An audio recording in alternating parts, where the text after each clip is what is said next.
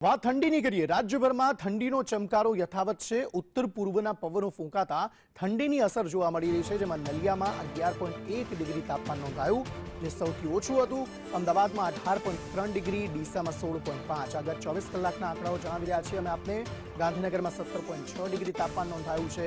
વડોદરામાં 19 ડિગ્રી, ભુજમાં 16.6 ડિગ્રી તાપમાન નોંધાયું, જ્યારે કંડલામાં 15.4, અમરેલીમાં 14.8, પોરબંદરમાં 14.7, કેશોદમાં 13.7 ડિગ્રી તાપમાન નોંધાયું। એવરેજ 15-16 તાપમાન જે છે તે લગભગ તમામ જિલ્લાઓમાં અત્યારે જોવા મળી રહ્યું છે। અમદાવાદમાં પણ સારી એવી ઠંડી હાલના સમયે પડી રહી છે। ઉત્તર પૂર્વના પવનોના કારણે આ સ્થિતિ અત્યારે રાજ્યના અલગ અલગ જિલ્લાઓમાં જોવા મળી રહી છે।